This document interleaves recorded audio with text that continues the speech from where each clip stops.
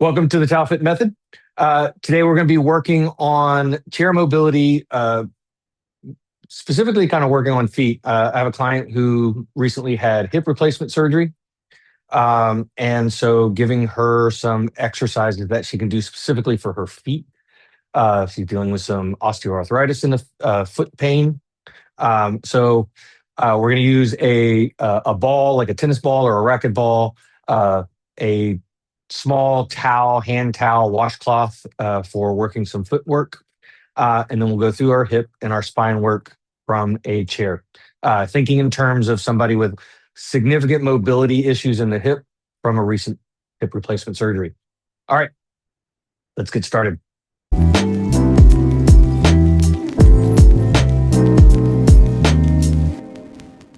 we're going to start with our crocodile breath, making a nice big C shapes with our hands. Hands are going below the rib cage, above the hip bone. Thumbs are in that low back musculature. Index fingers wrapping around to get a little bit of the abdominal musculature. Palms are pressing lightly into the side body. And this is where I want to have the hands to create resistance to feel that expansion of the abdominal wall. On that inhale, feel the wall expanding and pushing out into the hands. On the exhale, drawing navel up and into the spine. Exhale out through the mouth. Inhale in through the nose.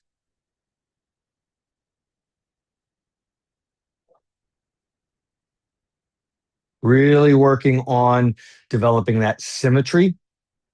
Can you feel the same expansion into the right hand as you can into the left hand? If you're dealing with hip pain or recent hip replacement, more than likely the side of the painful hip is going to be a little more limited in its movement and that expansion on that inhale breath than the non-painful side. Could be the other way around, but generally that's the way it presents. Once we get a good 5 to 10 nice slow breaths to activate that crocodile breath, now we're going to do a little turtle breath from this same position. Let the feet come together so the heels and the ball of the feet are touching. The knees are going to stay spread out to shoulder width. Hands are just going to come down and press lightly, extending the elbows. Feel a little bit of light tension pushing into the knees. We don't have to worry about pulling the knees up so much. Get that good press. And we're going to do that same crocodile breath, expanding through that abdominal wall. Nice inhale. As we exhale, we're also going to initiate a little bit of a light Kegel.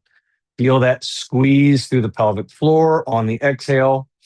And then as you inhale, feeling that abdominal wall expand, also let that breath move down into the pelvic bowl and open up that Kegel. Let the breath expand the Kegel into length. And then on our next exhale, we're lightly squeezing into that Kegel again. Want to feel that same symmetrical expansion of the abdominal wall pushing out, as well as that dropping down into the bowl of the pelvis on the inhale. And then exhale. Light Kegel. At the same time, the navel is drawing up to the spine. We're squeezing all that air out of the abdominal wall. And with each inhale, see if you can get the abdominal wall to grow a little bigger, a little wider, like you're expanding a balloon, as well as down into the pelvic bowl. Feel that length and stretch like you're expanding that balloon down into the chair.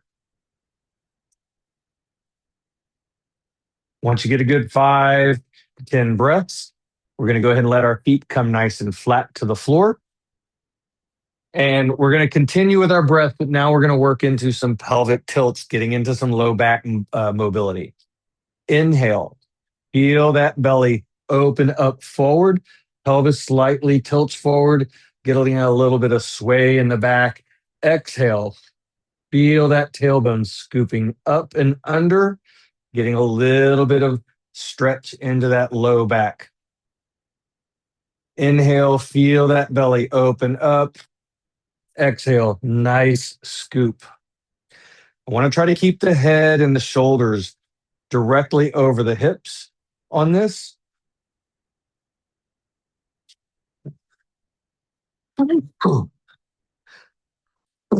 Excuse me. What I want to avoid is at the head and the shoulders moving too far forward and backwards. So I don't want the shoulders rolling forward. I'm not bending forward as I exhale, and I'm not leaning back.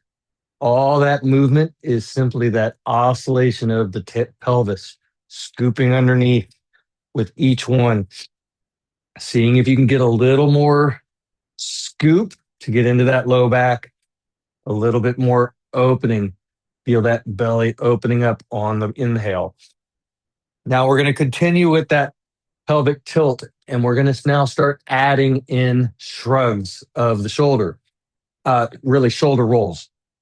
So as we inhale, when I inhale, shoulders are going to shrug up and then roll back and down. Let the arms are kind of at our side. Spread the fingers wide and turn the palms up. As we exhale, shoulders are shrugging, rolling forward. Palms and are rolling down to the floor. Thumbs turn down. Hands are going to start reaching forward, and we're going to extend out towards the wall in front. Inhale, we're shrugging, rolling the shoulders back, spiral the palms up to the ceiling, reach down at the end. That's all inhale phase, exhale phase. Nice big rounding forward. Try to keep the hands spread as wide as you can and try to get as much spiral through the arm in each direction as we turn forward. Keep spiraling, reach and extend those fingers out in front of you at the same time that you're scooping. Try to feel as much rounding of the low back into the upper back without going into pain. And then as we inhale, spiraling palms up, reaching straight down. Continue to open those palms up to the ceiling. See if you can feel that opening stretch through the top of the chest.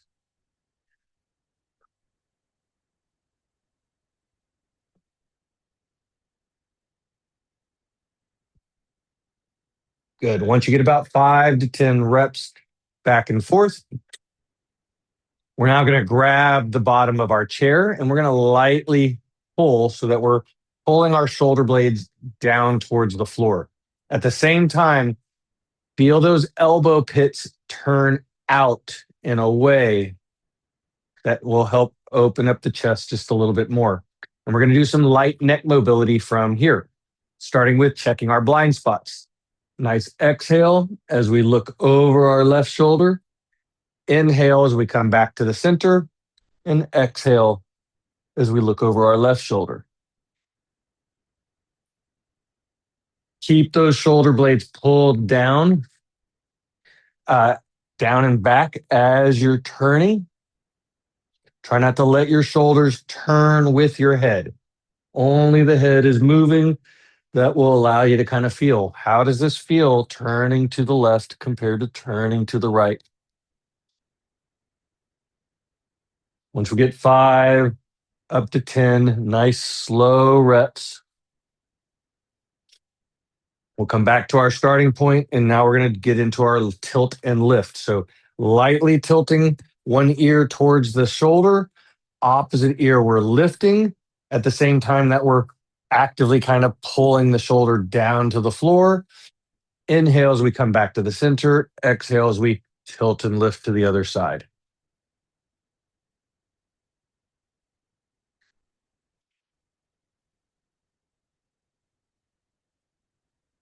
Again, notice how does this feel lifting through that right ear compared to lifting through that left ear. So one side a little stiffer, a little tighter, a little less range of motion.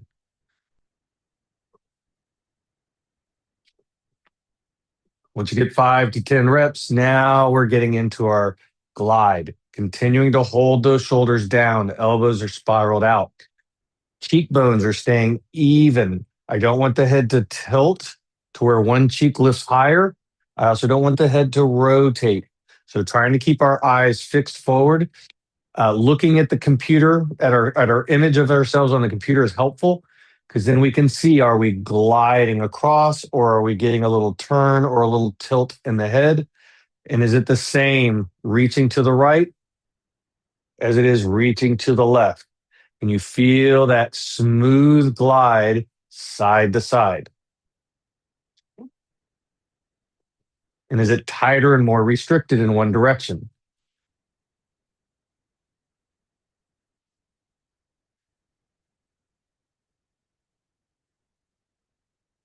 And once we get 5 to 10 reps, last thing we'll do is our shallow neck rolls, starting by letting our head drop lightly towards the chin. Exhale as we load that ear roll to the right shoulder. Eyes then come up lightly to the ceiling, left ear to the left shoulder, and chin back down to the chest. And then we're going to go in the opposite direction.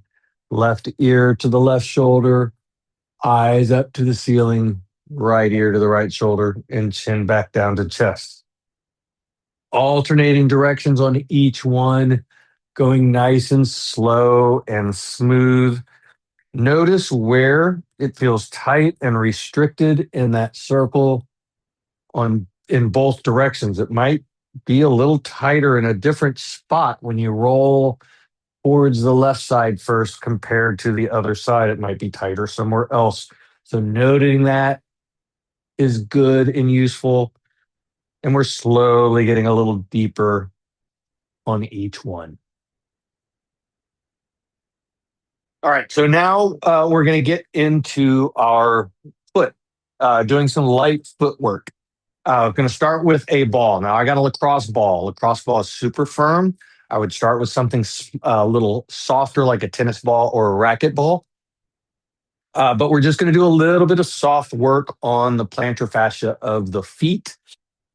Starting out, I'm just placing the ball of the big toe on top of the ball, kind of right at the bony prominence of that joint. And then I'm just going to let my foot slide forward about a half an inch to where that ball is now kind of in that nice meaty space just at the base of the big toe, getting into that nice musculature. Might be a little sensitive right off the bat. And from here, I'm just going to let the weight of my leg be gravity, creating light pressure. I'm not pushing my foot down. I'm not mashing. I want melt. I want to think of that ball as a hot knife. The bottom of my foot is melting butter, and I just want to feel the butter melt.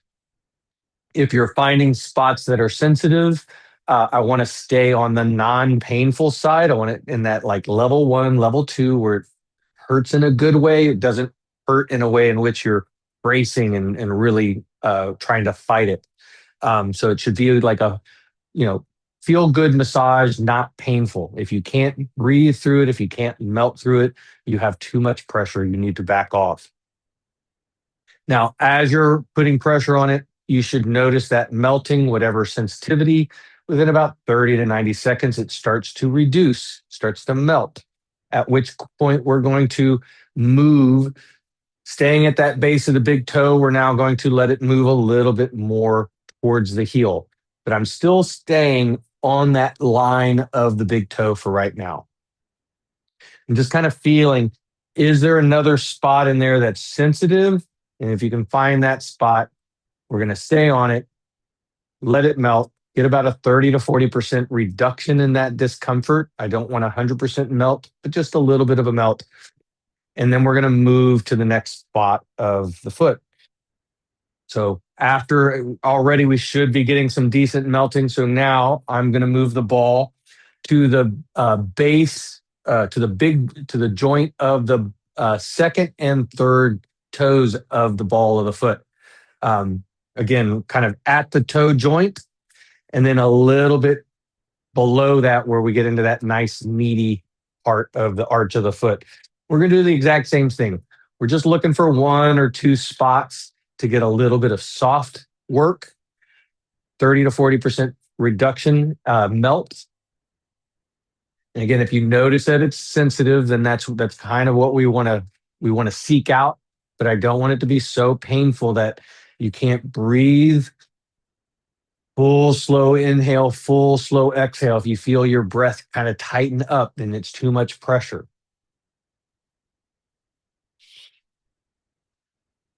And once we get a little bit of a melt through that middle part of the foot, we're now going to go out to the fourth and fifth toes. Again, at the joint of the foot, the toes, the ball of the foot.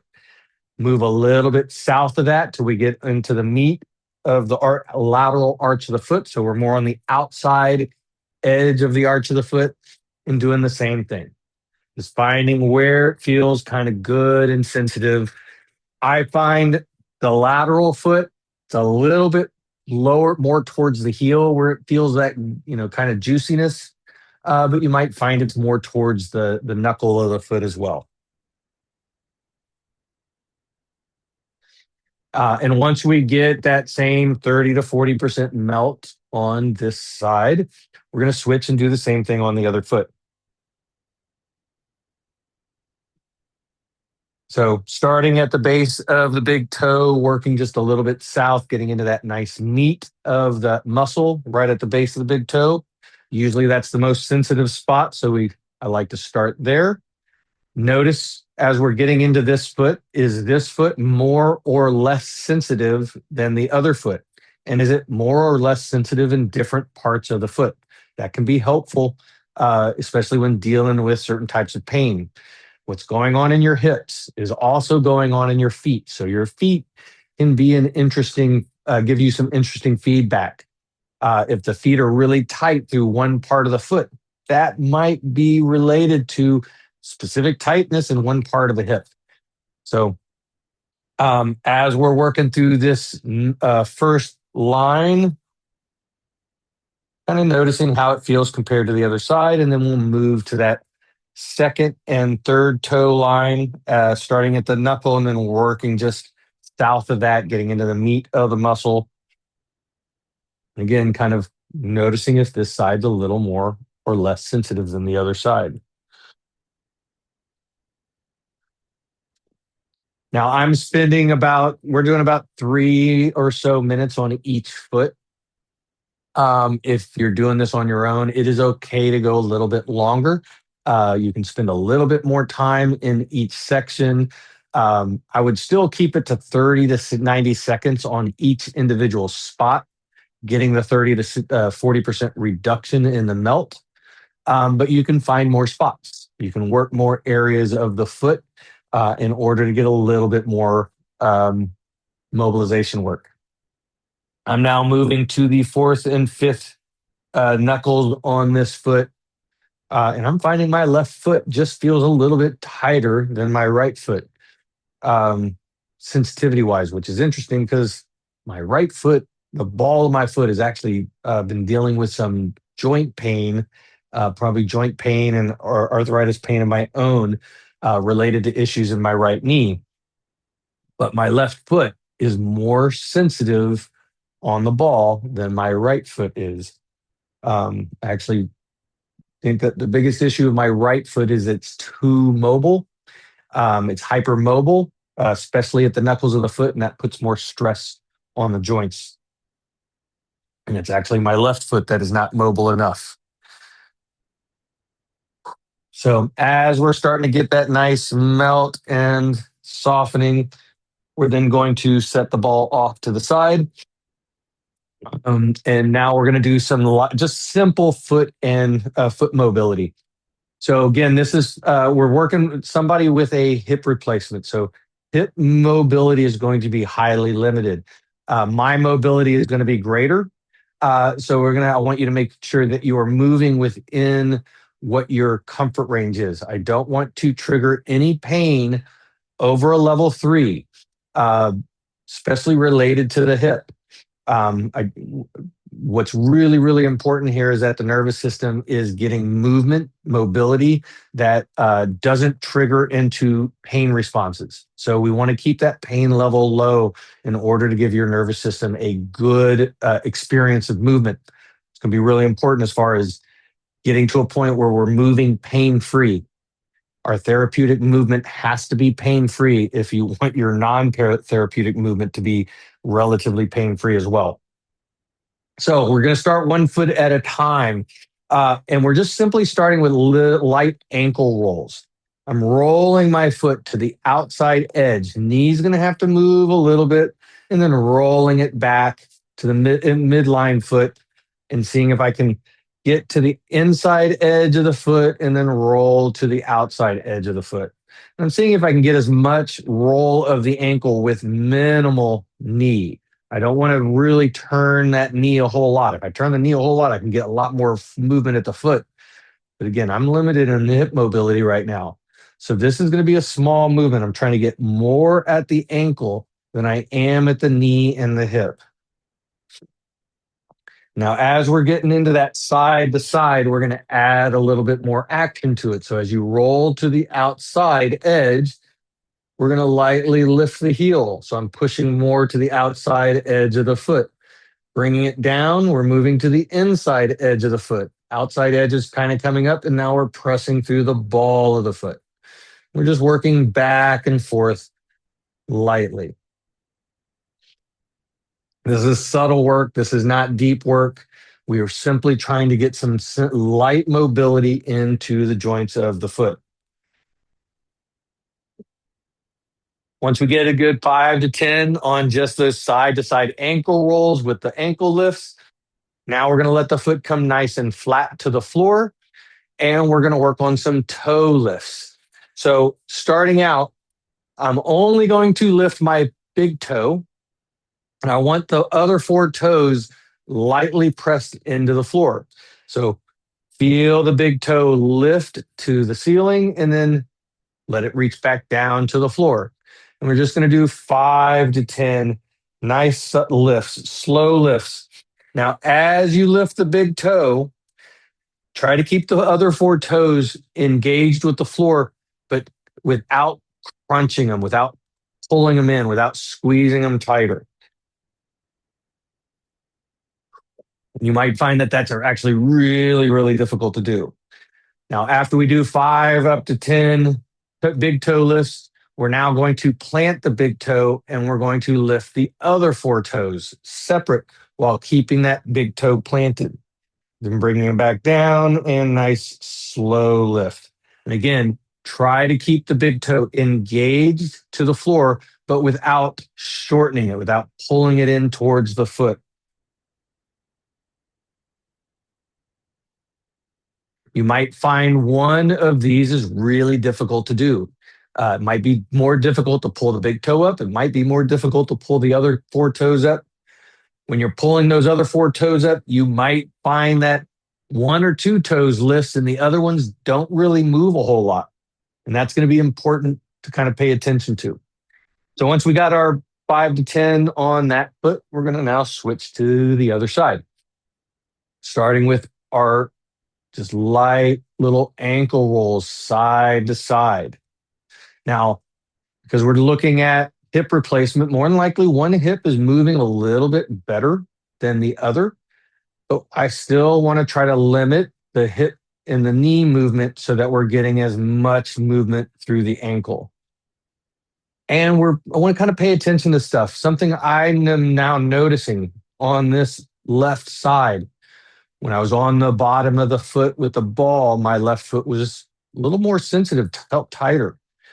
As I'm getting into this ankle roll, I cannot roll my left ankle as much to the outside edge as I could on my right ankle. It's a lot more tighter and restricted.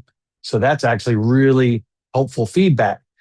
More than likely what's happening, if I can't roll to the outside of this foot, it's pushing me onto my right foot more specifically to those knuckles of the foot where I've actually got a lot more pain. So this might be an interesting tell as far as why my right foot hurts. It might be my left foot. So now we're going to add in ankle lifts. As you roll to one side, press the ankle up to the floor, bring it back down, roll to the other side, lift up through the floor. Working on that outside edge. And again, this just feels a lot tighter on this foot.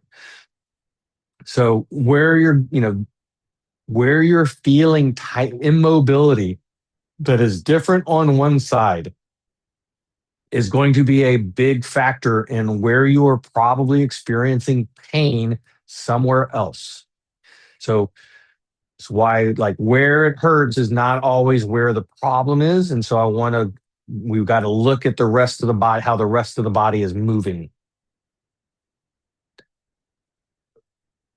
Once we get 5 to 10 of our rolls and our lifts, now we're getting our toe lifts, starting with lifting the big toe, keeping the other 4 toes planted, and then letting the big toe back down.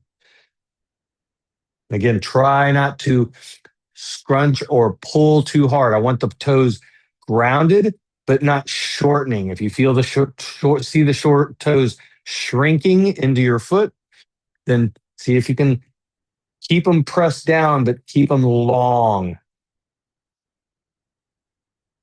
You might find that it's more difficult on this foot than it was on the other foot. Once we get our big toe lifts, now we're going to keep the big toe planted and lifting those other 4 toes. Keep that big toe planted into the floor without shortening it. Again, I want to feel it grounded as you lift those other toes up to the ceiling. Again, is this harder? Is it more difficult on this side than it was on the other side?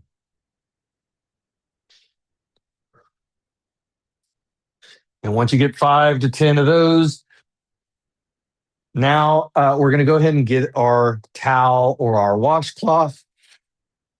I got just a small little regular washcloth.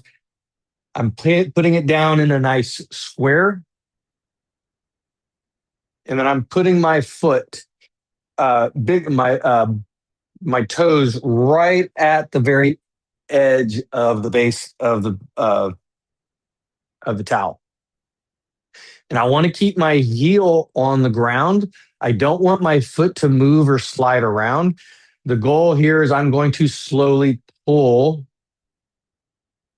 the towel, the end of the towel, towards my foot.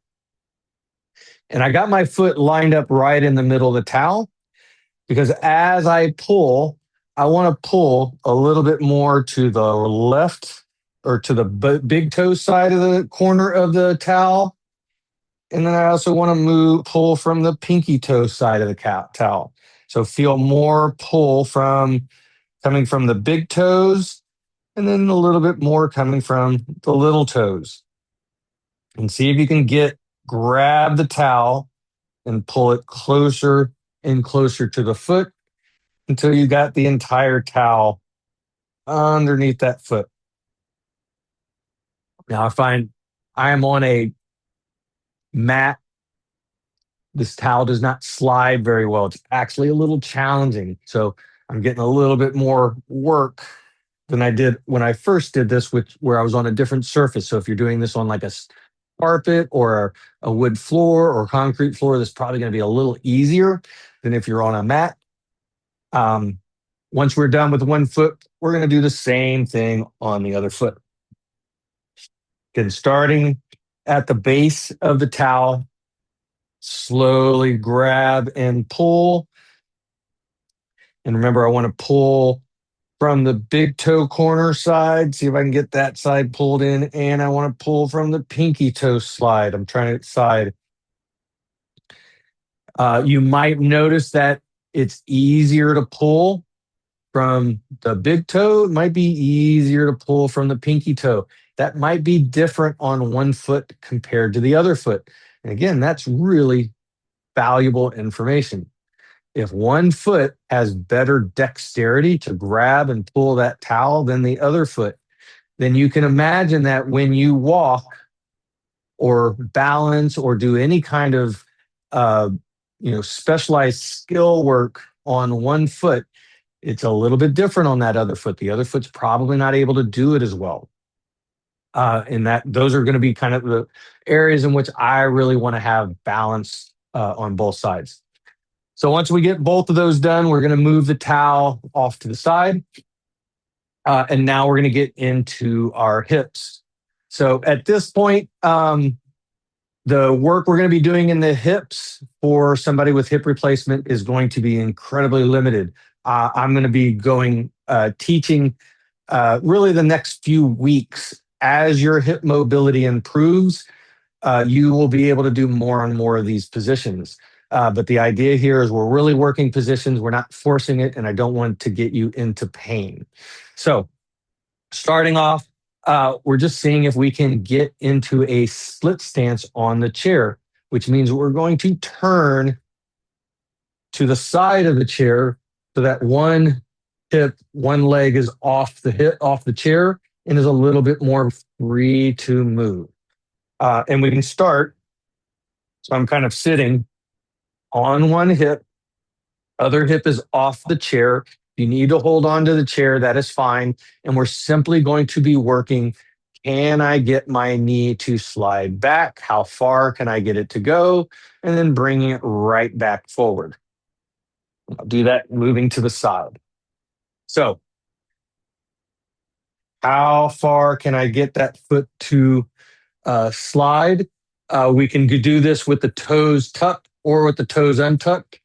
I'm going to be more concerned with, we're really with either one. Starting out, can we just get to how close can we get to the knee being directly under the hip? And then coming back forward.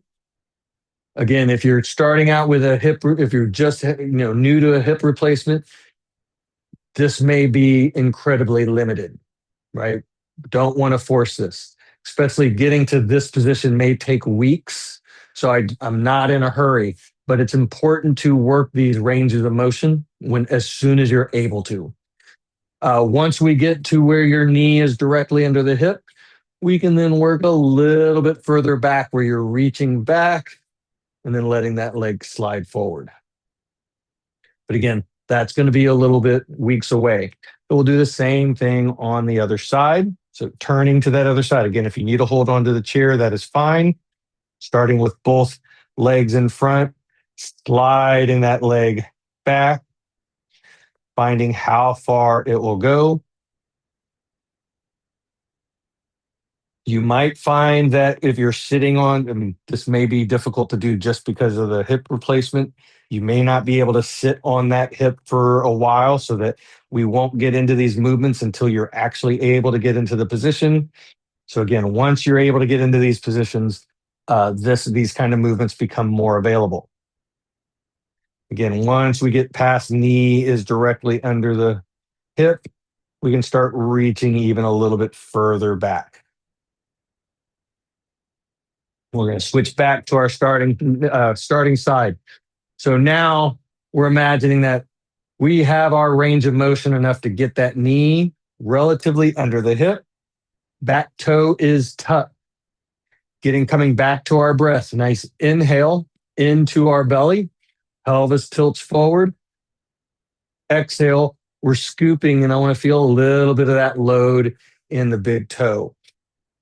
This is largely mobilizing the hip, low back, but also getting a little bit of dig into that big toe. As you scoop, feel a little bit of push into the big toe that will load a little bit more stretch and work into that front quad.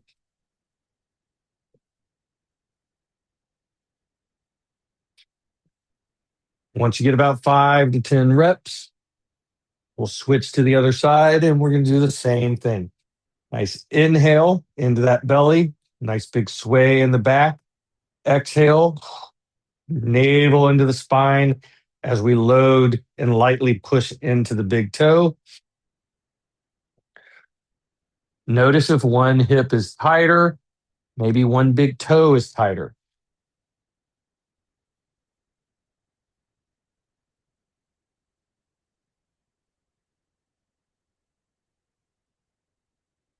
And once we get 5 to 10 on that side, we're switching back to the other side. And even just positionally moving back and forth from one split side into the other split stance side is going to be good mobility work for the hips, especially coming out of hip replacement. We need these just subtle positional changes. So We're still working that scoop. Exhale, scoop.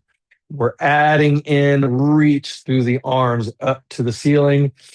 Inhale, shoulder softens, breathing into the belly. Pelvis tilts forward, sway in the back. Exhale, scoop, digging into that big toe as we reach. So I want to push through my big toe in order to get my fingers up as high as I can. Inhale brings it back. Let's see if we can feel that as a stretch through the kind of that side body, a little bit of the front of the hip into that side body, low back area.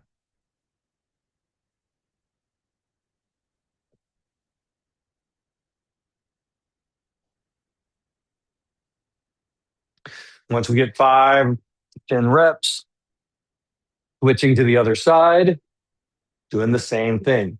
Nice inhale, exhale, navel to spine, dig through that big toe, continue to reach.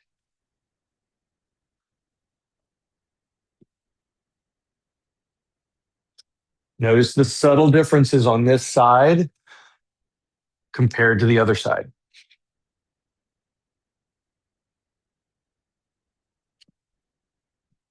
Once we get 5 to 10 reps, we're going to switch back to the other side. Still got that big toe tucked underneath. And now we're working rotation to the back of the chair. So inhale into that belly, pelvis tilts forward. Exhale, scoop. Feel that big toe dig. We're going to let our arms come up to the ceiling. We're going to turn towards the chair. Arms come down to the back of the chair. If you can grab the back of the chair, lightly pull your chest towards it. Release. Let those arms come up again. Inhale. Exhale. Squeeze into it. Now, I want to keep those legs active as we turn our chest to the chair. Don't let your hips turn to the chair with you. Keep them active. They should be actively reaching opposite from the direction you're rotating. That's where that toe digging into the floor. Keep that front knee actively straight. Don't let it turn to the side towards the chair as you rotate. And once you do 5 up to 10 on that side, I'm going to switch to the other side.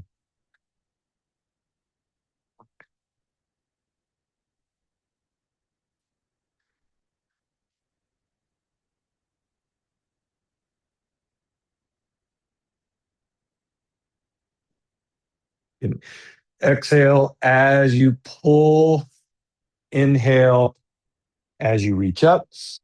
Nice rotation. Feel that dig through the big toe as you turn towards the chair, keeping those hips actively moving in the opposite direction, not letting them roll towards the chair.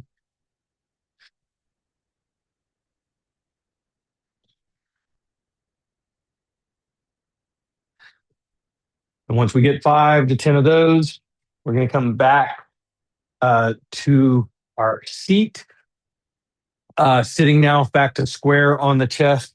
And last little thing I want to kind of bring in is just bringing ankles up to the knees and doing a little bit of light hip mobility from figure 4 position. So we can start with just, can we get our ankle up to our knee and then bringing it right back down to the floor. So again, this is going to be depending on where you are in the recovery, how much mobility you have in your hips. If you're starting out and this is just as far as you're able to go, whether you can lift without your hands or with assistance, and as you're working on this, you're going to be able to get higher and higher. And we can start then working into rotation of the hip as we slowly get that ankle up to the knee. Once we can get it up to the knee, let it sit and rest. Probably don't want to keep it there too long. And we're just going to go back and forth. Again, just these subtle positional changes, especially as the movement becomes available. It's going to be really important just to remind your body that these are positions that we need to have access to. And the more that we work them, the more we'll get them back. And once you're able to start getting ankles onto the knees, then we can start working light knee mobility. We can get into our folds. We can get into our other chair mobility work with our hips. And I have other videos that get into that stuff that we'll work on more. So to finish, we're going to come back and finish with our breath. Coming back to crocodile breath, big C shapes of our hands below ribs and above hip bones. Nice inhale, feel that expanded abdominal wall. Exhale, feel the hands clench down, feel that wall so that you have more resistance for that next inhale phase. And notice, does it feel like you're getting more expansion now than you did at the beginning of the session? That would be actually a really positive sign of good work. And once we get our 5 up to 10 breaths, bringing feet together, heels touching, ball of the big toes touching, knees are still shoulder width, reaching down into the knees, pushing them into the floor. Now coming back right back into crocodile breath. As we exhale, we're also doing our Kegel. So we're getting into that turtle breath. Inhale, breath moves, expands that Kegel out. We're trying to get that breath down into the pelvic bowl. Exhale, feel that light Kegel, with the navel drawn into the spine.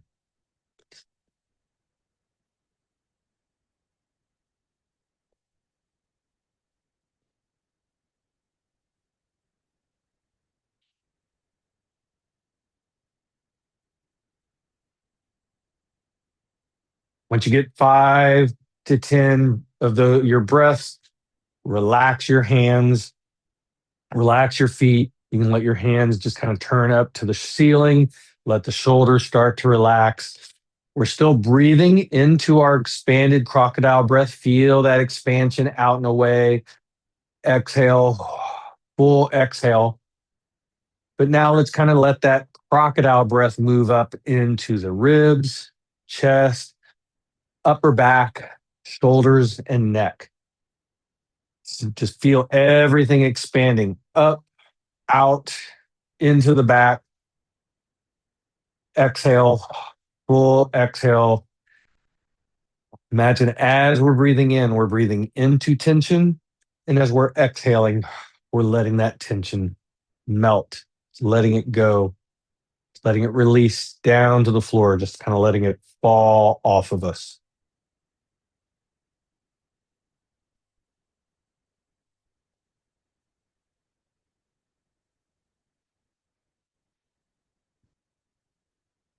And when you're ready, take your time. Make sure you're not dizzy or lightheaded before coming up to a standing position. We did a lot of breath work, so I want to make sure that we are clear-headed before getting up and moving around.